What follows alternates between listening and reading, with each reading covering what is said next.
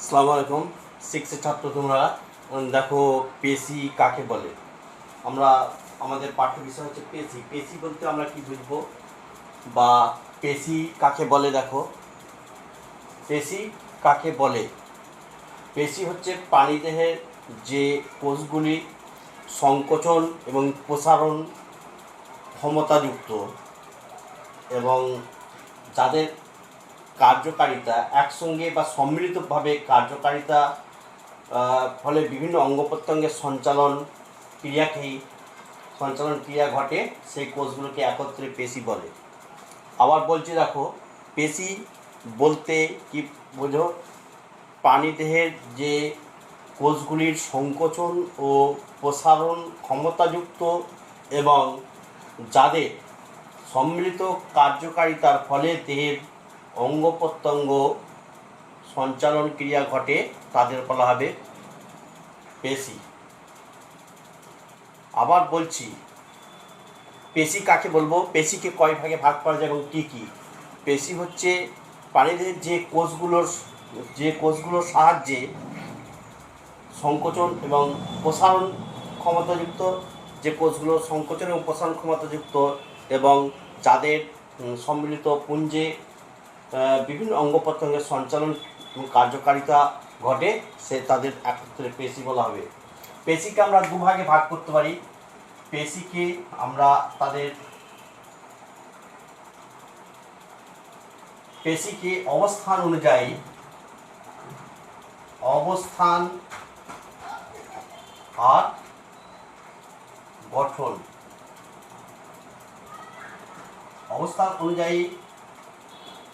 পেশিকে আমরা তিনটে ভাগে ভাগ করতে পারি। এক নম্বর হচ্ছে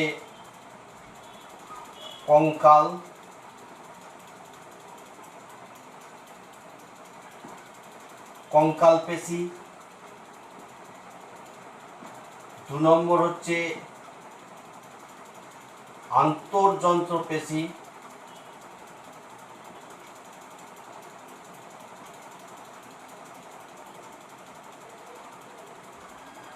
তিন নম্বর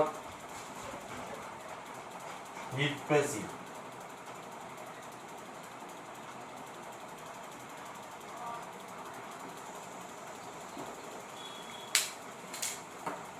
গঠন অনুযায়ী পেশিকে আমরা দুটো ভাগে ভাগ করতে পারি।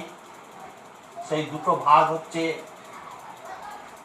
একটা হচ্ছে ঐচ্ছিক পেশি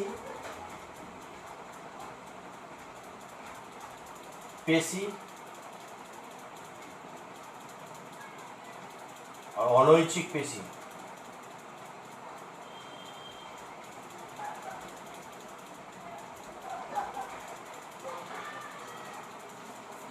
পেশিকে আমরা গঠন অনুযায়ী আমরা দুটো ভাগে ভাগ করতে পারি, ঐচ্ছিক বা সরেক পেশি, অনৈচ্ছিক বা অরেক পেশি।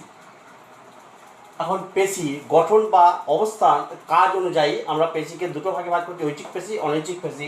আর অবস্থান অনুযায়ী পেশিকে আমরা তাদের কঙ্কাল পেশি, আন্তর্যন্ত্র পেশি, হৃদ পেশি এই তিনটে ভাগে ভাগ করতে পারি। এখন ঐচ্ছিক পেশি এবং অনৈচ্ছিক পেশি সম্পর্কে আমরা বলবো। ঐচ্ছিক পেশি কাকে বলে, অনৈচ্ছিক পেশি কাকে বলে। ঐচ্ছিক পেশি এবং অনৈচ্ছিক পেশি কাকে বলবো?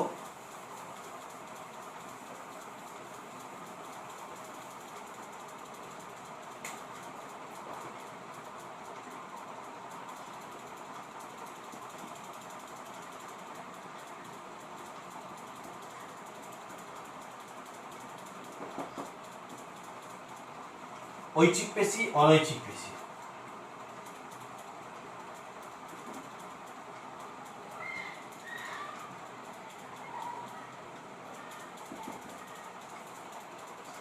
ঐচ্ছিক পেশি এবং অনৈচ্ছিক পেশি। ঐচ্ছিক পেশি কাকে বলবো এবং ঐচ্ছিক পেশির কাজ কি? যে পেশি কলার কোষগুলো রেখাযুক্ত এবং স্বেচ্ছায় সংকোচনশীল, তাদের আমরা ঐচ্ছিক পেশি বা সরেক পেশি বলবো। আবার বলছি, ঐচ্ছিক পেশি বা সরেক পেশি বলবো যে পেশি কলার কোষগুলো সংকোচনশীল এবং রেখাযুক্ত, তাদের আমরা বলবো,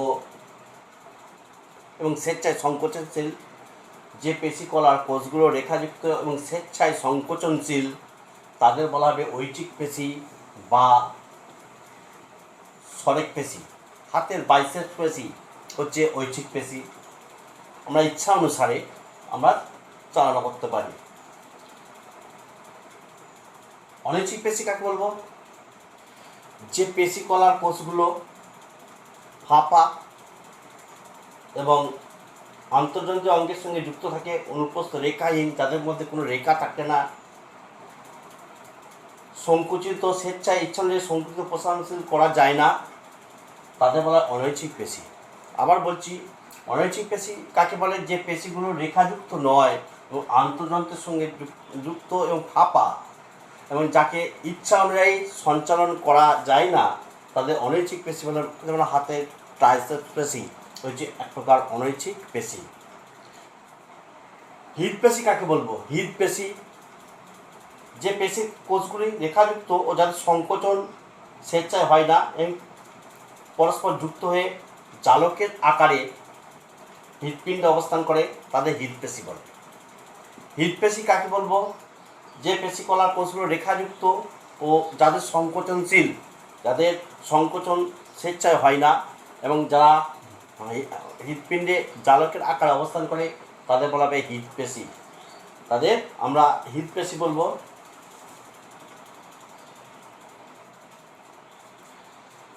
তাহলে ঐচ্ছিক পেশি অনৈচ্ছিক পেশি হলো। এবার আমরা চলে আসবো 1 নম্বর প্রশ্ন হচ্ছে হাতের পেশি।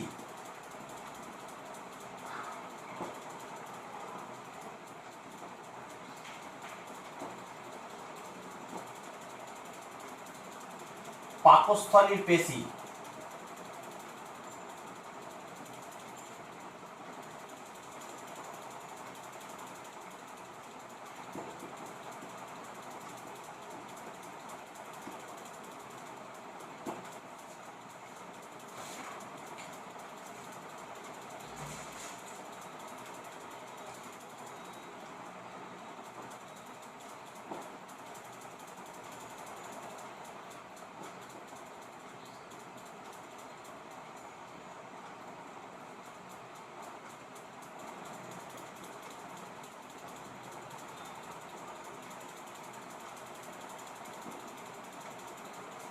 হাতের পেশি কখন কাজ করে? সব সময় হাতের পেশি কখন কাজ করে? যে কোনো কাজের সময় হাতের পেশি কাজ করে। যে কোনো কাজের সময় হাতের পেশিগুলো কাজ করে, আর সব সময় কাজ করে না, কেবলমাত্র বিশ্রামকালে কাজ করে না।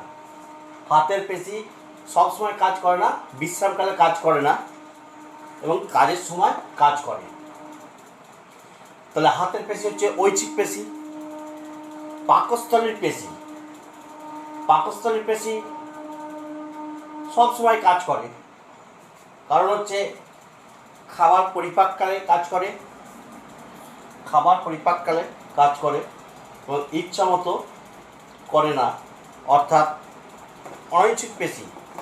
অনৈচ্ছিক পেশি, পাকস্থলীর পেশি হচ্ছে অনৈচ্ছিক পেশি।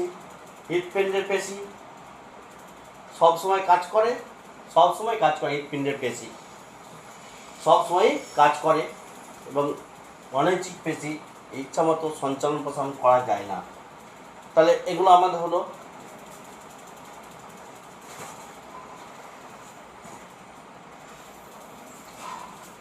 হাতের পেশি, পাকস্থলীর পেশি, হৃৎপিণ্ডের পেশি। হাতের পেশি সবসময় কাজের সময় কাজ করা যায়, সব সময়। বিশ্রামকালে কিন্তু কাজ করে না। পাকস্থলীর পেশি খাবার হজম করার কাজে কাজ করে, সব সময় নয়। হৃৎপিণ্ডের পেশি, তাহলে পাকস্থলীর পেশি ঐচ্ছিক পেশি, অনৈচ্ছিক পেশি। হৃৎপিণ্ডের পেশি সবসময় কাজ করে না, এটাও অনৈচ্ছিক পেশি, অনৈচ্ছিক পেশি। এবার আমরা আসবো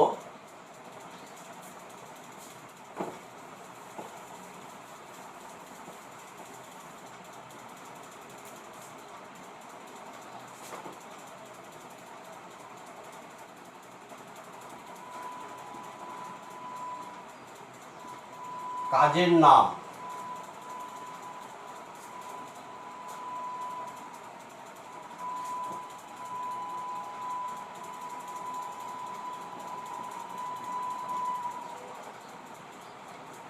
পেশির প্রকৃতি।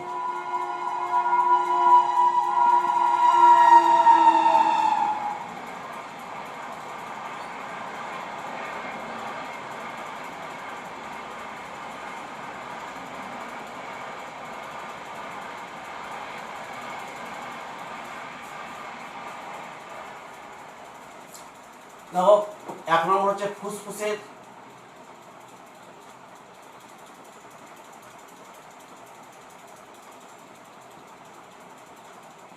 সংকোচন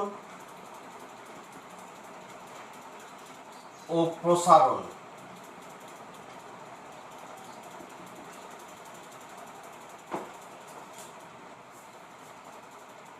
হৃৎপিণ্ডের ফুসফুসের সংকোচন ও প্রসারণ পেশির প্রকৃতি কি? এইখানে কিন্তু অনৈচ্ছিক পেশি কাজ করে। অনৈচ্ছিক পেশি, অনৈচ্ছিক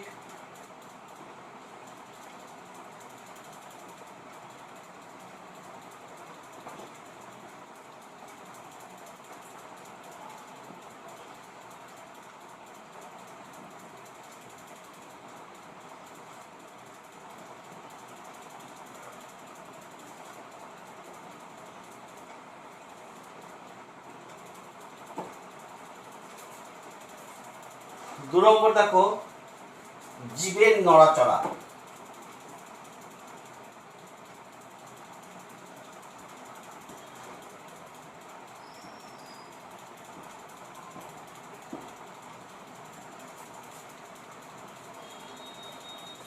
জীবের নড়াচড়াকালে কোন পেশি কাজ করে? জীবের নড়াচড়াকালে আমাদের কি ঐচ্ছিক পেশি এবং কঙ্কাল পেশি। জীবের নড়াচড়া আমরা লিখব এখানে ঐচ্ছিক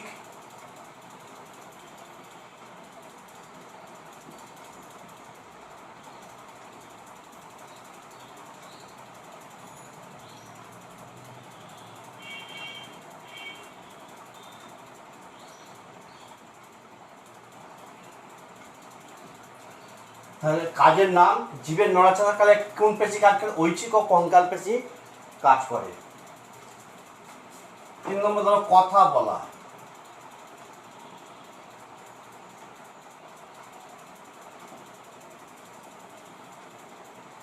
কথা বলার সময় কোন পেশি কাজ করে? কথা বলার সময় ওই একই পেশি ঐচ্ছিক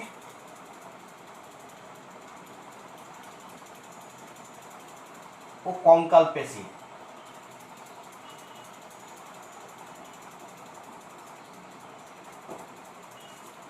ঐচ্ছিক ও কঙ্কাল পেশি।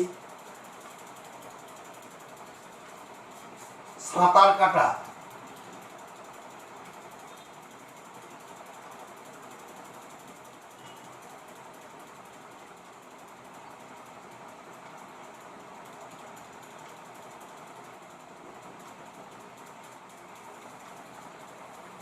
কোন পেশি কাজ করে?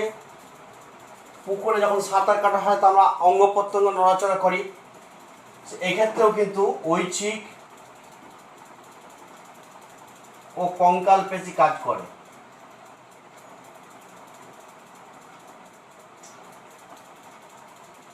পাহাড়ে ওঠার সময় বা সিঁড়ি দিয়ে ছাদে ওঠার সময় এখানেও কিন্তু ঐচ্ছিক ও কঙ্কাল পেশি কাজ করে। তারপরে সুইচ অন অফ, আমরা যে ইলেকট্রিক সুইচ অন অফ করি, সুইচ অন এবং অফ করি, এখানেও কিন্তু ঐচ্ছিক এবং কঙ্কাল পেশি কাজ করে। ঐচ্ছিক এবং কঙ্কাল পেশি কাজ করে। খাদ্যনালীর মধ্যে দিয়ে খাদ্যের চলাচল করা। খাদ্যনালীর মধ্যে দিয়ে খাদ্য যে চলাচল করে সেখানে কিন্তু অনৈচ্ছিক পেশি বা আন্তঃযন্ত্র পেশি কাজ করে।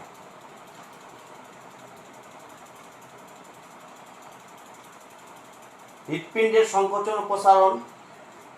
হৃৎপিণ্ডের সংকোচন অনৈচ্ছিক এবং হৃৎপেশি কাজ করে। হৃৎপিণ্ডের সংকোচন ও প্রসারণকালে অনৈচ্ছিক এবং হৃৎপেশি কাজ করে।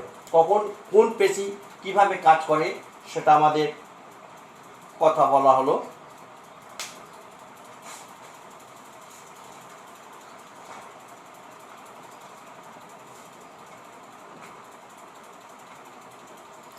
তাহলে হাতের পেশিকে বলা হবে কঙ্কাল পেশি, পাকস্থলীর পেশিকে বলা হবে আন্তর্যন্ত্র পেশি, আর হৃৎপিণ্ডের পেশিকে বলা হবে হৃৎপেশি। হৃৎপিণ্ডের। এবার আজকে আমরা একটু এটা করব,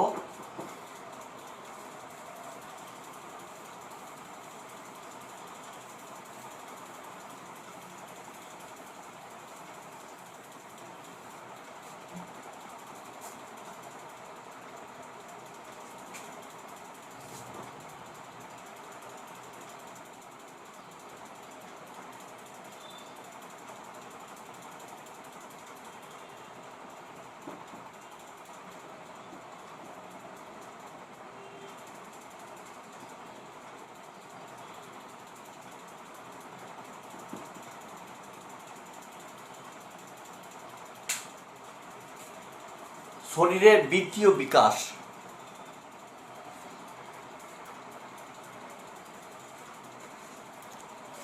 শরীরের বৃদ্ধি ও বিকাশ কিভাবে ঘটে দেখো। হাত, পা, দাঁত, কাঁধ, হাঁটু, পা, এগুলো হচ্ছে শরীরের বিভিন্ন অঙ্গ প্রত্যঙ্গ। এই অঙ্গ প্রত্যঙ্গ কীভাবে তাদের বাড়ে ও বিকাশ ঘটে সেইগুলো সম্পর্কে, যেমন একটা বাচ্চা শিশু জন্ম হওয়ার পর সমস্ত অঙ্গ নিয়ে কিন্তু হয়, তারপর তাদের শরীরের অঙ্গ প্রত্যঙ্গে বৃদ্ধি ও বিকাশ ঘটে। একটা 6 বছরের যদি বলা হয় 6 বছরের শিশুর উচ্চতা কত হওয়া উচিত এবং ওজন কত হওয়া উচিত। 6 বছরের শিশু, 6 বছরের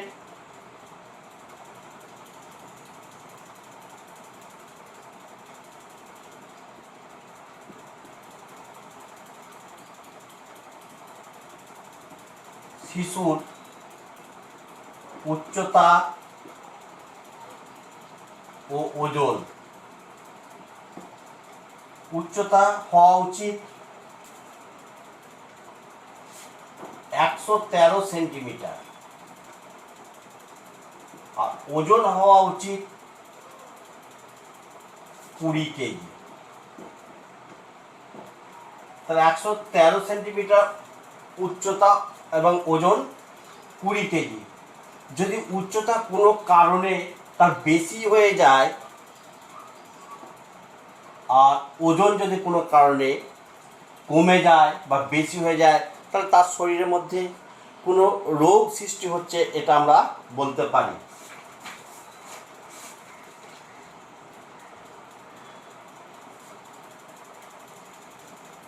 তাহলে স্বাভাবিক একটা 6 বছরের শিশু কি 5 বছরের শিশুর স্বাভাবিক উচ্চতা হওয়া উচিত 113 সেন্টিমিটার, 5 বছর হলে 85 সেন্টিমিটার, ওজন হওয়া উচিত 14 থেকে 15 কেজি।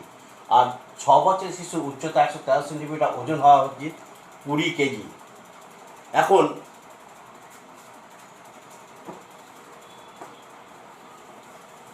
দেহভর সূচক, দেহ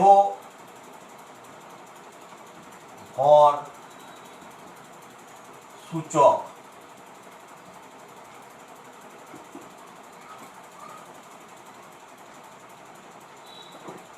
BMI, BMI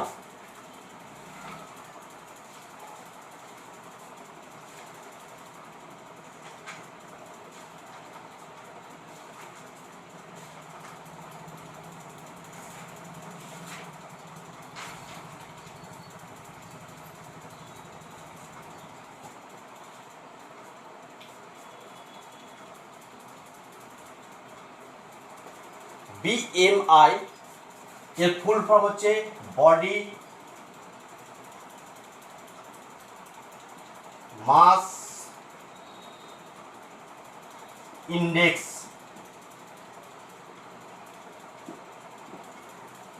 body mass index BMI, বাংলায় বলা হচ্ছে দেহভর সূচক। দেহভর সূচক বডি মাস ইন্ডেক্স BMI। তাহলে দেহভর সূচক আমরা কাকে বলবো? দেহভর সূচক কাকে বলবো? যে আনুপাতিক যা আনুপাতিক সূচকের দ্বারা যে আনুপাতিক সূচকের দ্বারা কি হয় স্থূলতার মান নির্ণয় করা হয় তাকে বলে দেহবর সূচক বা বিএমআই।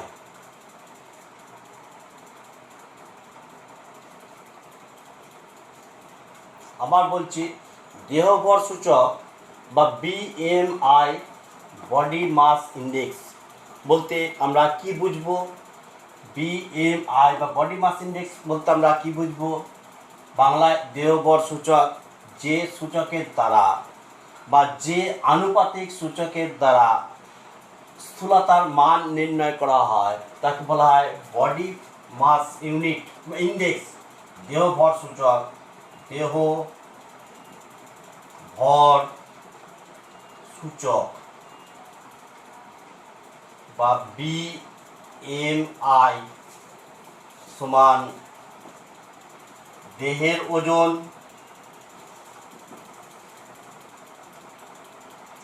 বাই উচ্চতা স্কোয়ারের অনুপাত। দেহের ওজন কিগ্রা আর উচ্চতা সেমি,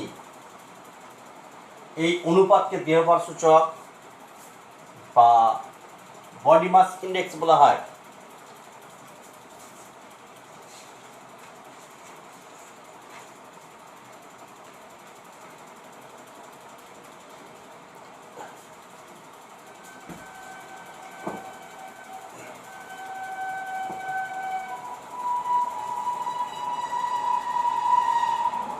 যেমন ধরো তোমার ওজন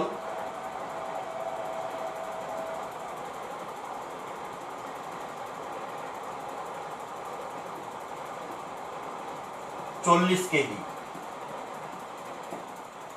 তোমার উচ্চতা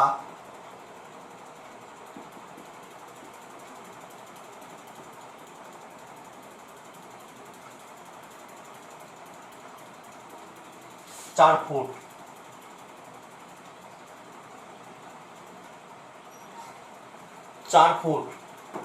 অতএব 4 ফুট সমান 4 ইন্টু 0.3048 সেমি,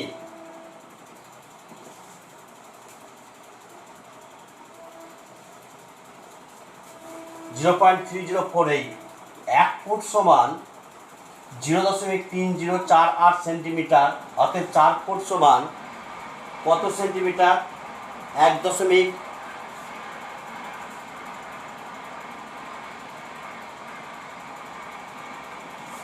সরি এটা মিটার হবে, এটা এত মিটার।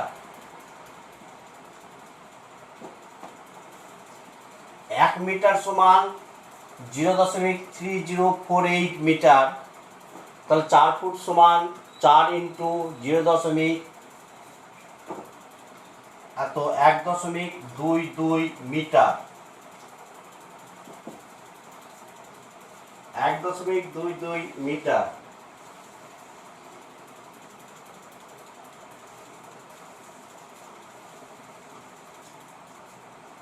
তাহলে অতএব দেহভর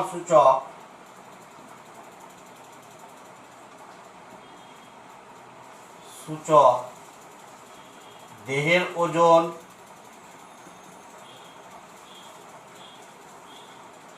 বা উচ্চতা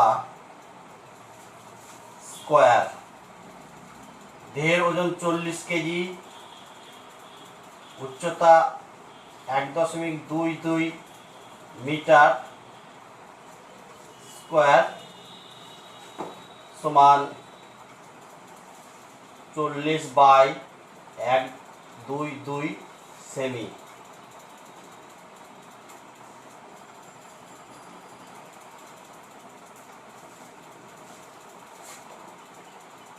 26.87। এটা হবে দেহবর সূচক।